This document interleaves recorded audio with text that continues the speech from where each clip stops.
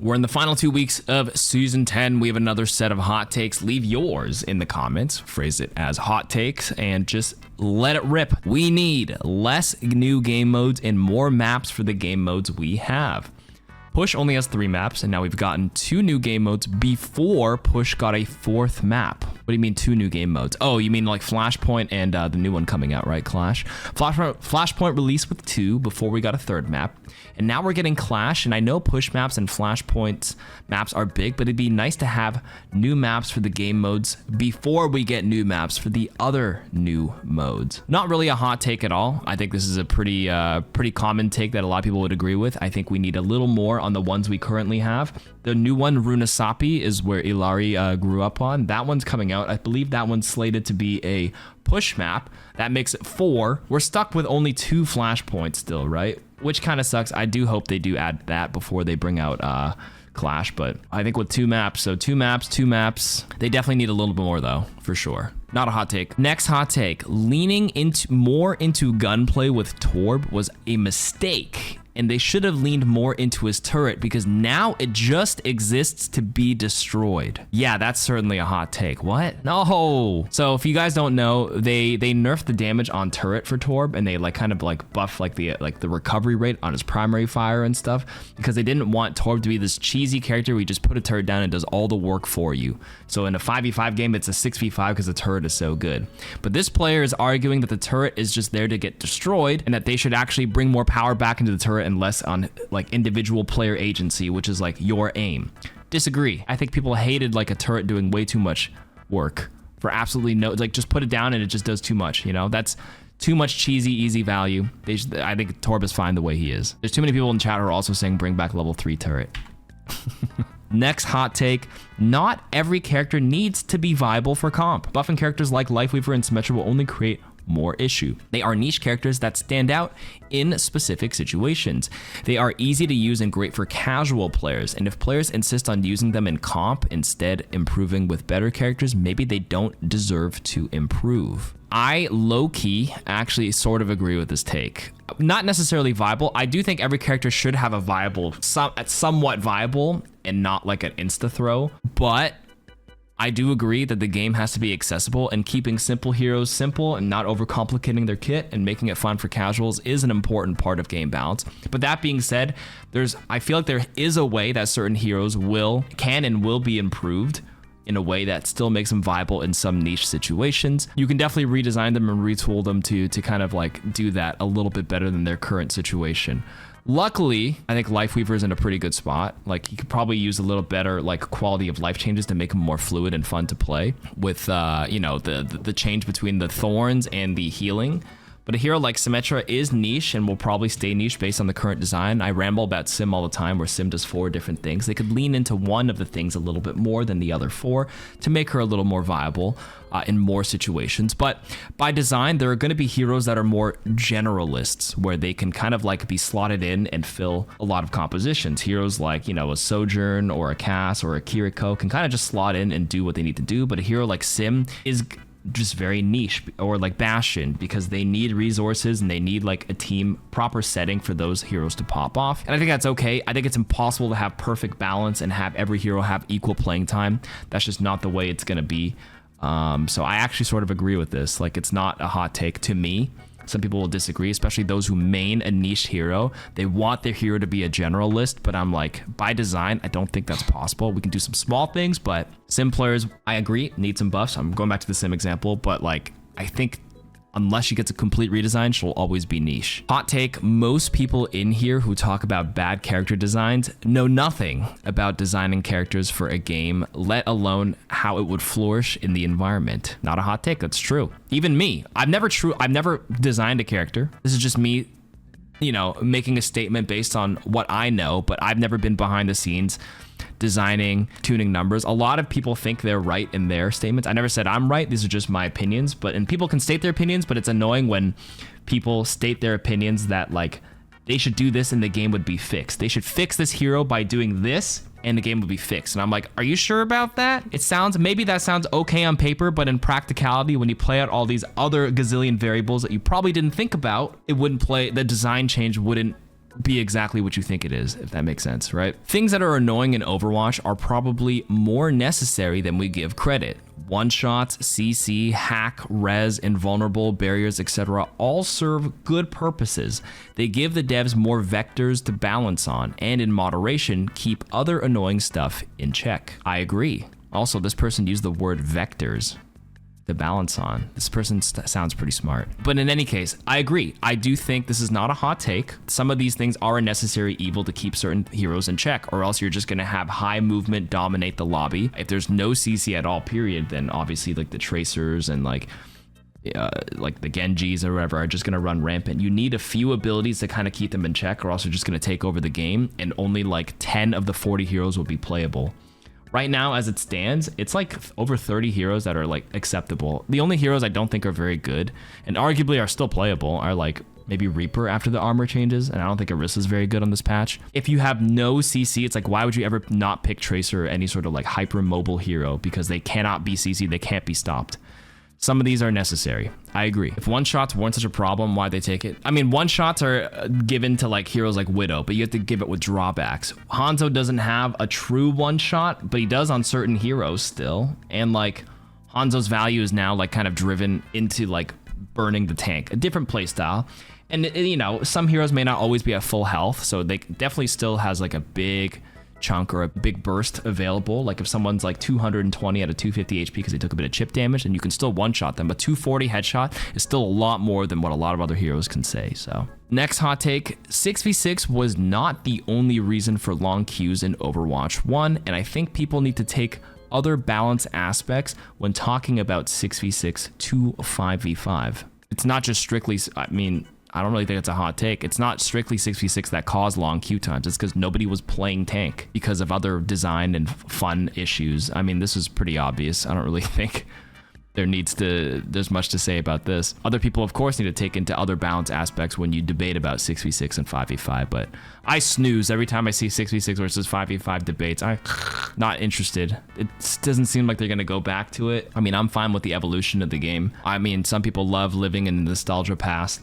For me, I think it's nice to look back on. I enjoyed aspects of 6v6, but there are certainly aspects that I didn't enjoy. And people are really linear in their way of thinking, where they think because 6v6 had 2 tanks, it was more fun. But there were certainly pain points that you just conveniently forget about when making your arguments. But I digress. I'm moving on from this. Hot take, Deadeye is the worst ultimate in the game and is more often than a fatal mistake to even try to use it. Cassidy needs a new ultimate entirely. That is indeed a hot take, or as you would say, ahoy take. I actually don't think Deadeye is the worst ultimate in the game. It has more uses than you think. I think pre-Overwatch 2, before they buffed Deadeye a bunch, it was a pretty bad ultimate. But right now, I think High Noon gives you 75% damage reduction. Or is it 50? It actually might be in the 70s. That has some really interesting use cases where it's like an instant tanking ability where you can tank a pulse bomb. It zones enemies out. It's a space creator. I think the value that people remember from Deadeye is when early Overwatch 1, you get like kill 5 or 6 people. That's not the reality because people know how to run away. So now like the intangible where it's like the space creation, it's hard to like see on paper the value it brings, but it's honestly not that bad. And yes, it reloads your weapon. It can do damage if you stay in it. Mispositions people. Oh, 40% damage reduction. I was way off. I think I'm mixing up with combat roll being like a 70% in that brief moment, or 75%. But all things considered, not the best ultimate, but it's definitely not the worst ultimate. That part makes it a hot take, but it's on the lower half. It's okay. Hot take, Overwatch players need to calm down with the counter swapping. I see a DPS main with 100 hours of Soldier or Genji switching to his 3-game Sombra after he sees a single ball on the enemy team and starts to perform much worse because Sombra requires more practice. It's okay to play a 45-55 matchup. Team synergy and map dynamics are just as important as what the enemy is using when choosing a hero. There's no point in going Zarya to counter D.Va if you're defending Gibraltar with like an Ashe and Widow as a DPS. Yo, I agree. Not a hot take. I've always said this. I've always agreed. It's okay to play a slightly unfavorable matchup. It's not fun if it's like, you know, a bunch of things countering you, but I agree. Some people think like the swap to this is an insta win, but I will say the caveat is there's certainly some certain patches where a certain specific hero actually didn't make it a 45-55. They literally turned it into a 30-70. Then I would be more convinced. But right now on this patch, like if we use your ball and Sombra analogy, if it's a single Sombra swapping, I don't even think Sombra counters ball even that hard. Sombra's damage sucks ass against ball, because ball actually has like a big chunk of armor. The hack might ruin him, but like I think ball has a lot of tools now, and the boop does 60 damage now to actually like roll Sombra. It's no longer like a heavy favor in the Sombra's favor. I'm mixing up my words, you know what I'm saying? But no, I actually think this is a pretty good take, not a hot take at all. Oh, the counterpoint. Hot take, you have to counter swap for your own sanity. If you're playing Diva into Zarya or Zarya into Rein, as soon as you start losing, you will get flamed immediately. Doesn't matter how well you're playing.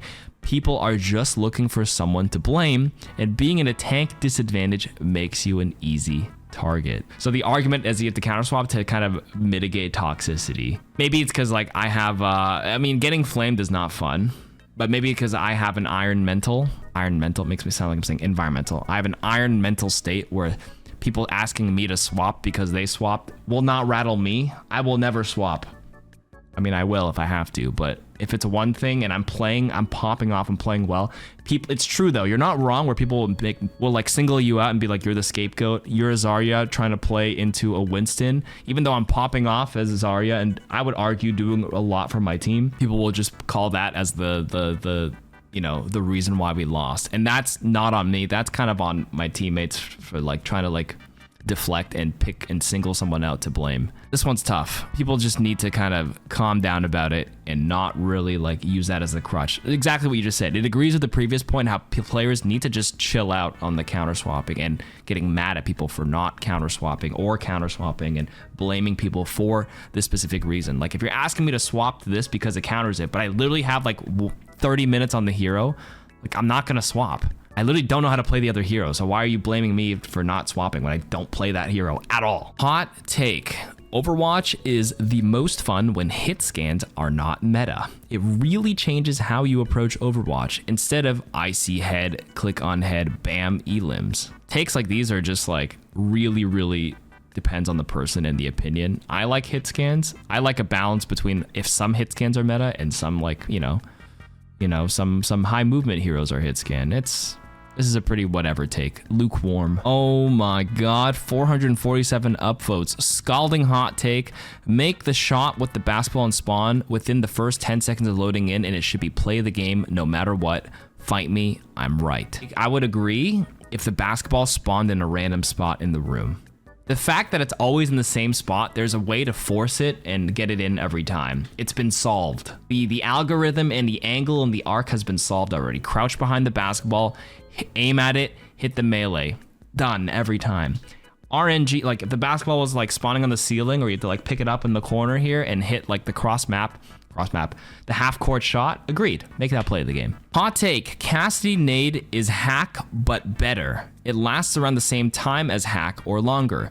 No skill to land like hack, but it slows and takes abilities that does damage and you can't be shot out of it. Not a hot take. I do think the nade is better than a hack, but that's why the advantage of hack is you do it while you're invisible, because hack can be interrupted and stuff. Not even a hot take, that's just true. I think Cassidy's nade is just strictly a better ability than hack, but hack is a shorter cooldown, you could do it in stealth. Other advantages that are kind of like related to the kit of Sombra, but I mean, in a vacuum, the ability does, denies more things. Hot take, let's do one more. Hot take, you're supposed to take a beating as a tank. It's my personal belief that it's the purpose of the tank to draw out most of the cooldowns. I know that if I'm diving the backline that I'll get slept, hooked, Suzu'd, and just overall beat to hell. But in doing so, will open the window for my DPS to make critical plays in between those cooldowns, and a whole lot of faith that my supports can keep me up in the process. The tank role is the leader of the pack and sets the pace, and that's why I love it. Partially true. I mean, the role of a tank, not really a hot take. A tank is supposed to absorb a lot of damage and the brutality. And yes, you're supposed to take the cooldowns. You can't just like, there's ways to kind of like mitigate some of that with your, your tools like defense matrix and shields and stuff. But like, I mean, I don't think this is a wrong take at all. This is pretty normal, right? take some of the cooldowns. Some other heroes on your team are supposed to also relieve you of some of the pressure as well. It's also on the onus of the team to use some of their ultimates to bait out their ultimates and resources as well. You can't do it all, but you certainly do take a large majority of them, right? So like if you use your Genji blade, it can bait out the beat, and then you can kind of just like chill for a bit. So not much to add to that one. Oh, okay. Actual hot one. I just glanced at this one. It's a bit of a paragraph, but last one. Hot take: streamers need to stop gaslighting people into thinking elo hell doesn't exist. It's impossible for elo hell not to exist in a game that doesn't rank you based on skill. Theoretically, if I went 30-0 and played perfectly every single game and lost every single game, I'd be bronze 5. The game doesn't give a fuck if I play like a top 500. It cares that I lose. I struggled to get out of gold for 2 seasons, but the moment I did, I shot up to platinum 1 in 1 session. Then I was stuck there for about 3 more seasons. The moment I hit diamond 4, I climbed to diamond 1 instantly. Without skill-based matchmaking, it's inevitable that a number of players will be stuck in elo hell and even elo heaven. It's just a matter of how many. It's a flat out lie to say elo hell doesn't exist because the game isn't ranking your skill. That's a take. So you're saying if you went 30-0, like 30 kills, 0 elims, and you played it perfectly and you lost every single game, you'd be bronze 5. But the thing is, you will not win, you will not lose every single game if you go 30-0 every game. I promise you that. I know you're using a very grandiose example, but like that just means you're simply not playing perfect. If you're playing perfect over the course of the time, you will regress to the mean and it will equalize. You will have these outliers where you pop off and you feel like you played really well and still lose the game. That happens. But if you are playing perfect, way better than your opponents and your team, and you're going 30-0 and having crazy KDs, if you play enough games, your natural win rate will go up. Some people think they need to have a 100% win rate, and that's how they climb. 1% is technically enough if you play enough games. So if you're smurfing in a lobby and going 30-0 and you're losing every game, you're losing by choice. That's right.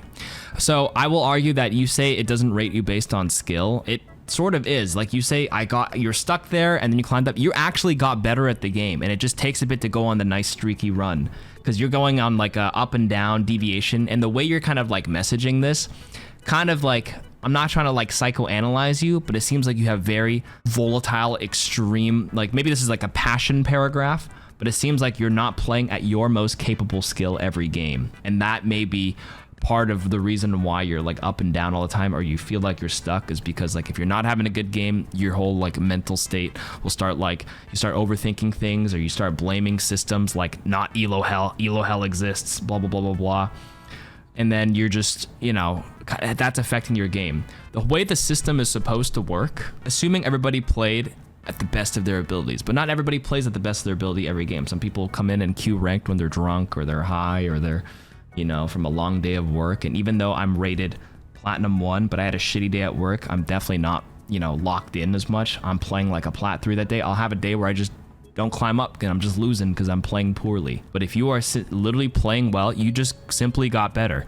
You went on a nice streak. You said you're gold for 2-3 seasons. You were probably better than you thought you were, but you're probably, you know, going up and down because of this whole like mental state more than anything. And then like the moment you climbed out, you're like, finally I made it out. And then your body relaxed a little bit. You went on like a 3 or 4 game win streak. You climbed, you said, what did you say? You hit diamond 4. You're like, oh, I finally got out of plat, and your body relaxed a little, right? And then you're actually able to climb the diamond 1 instantly because you were at that skill level, but it's you holding yourself back. You play enough games, you play well enough, over time, it's just statistics. You will climb at a 55% win rate. Doesn't have to be 100%, but you will climb. In any case, that's it. You play better when stoned? I don't. Okay, bye.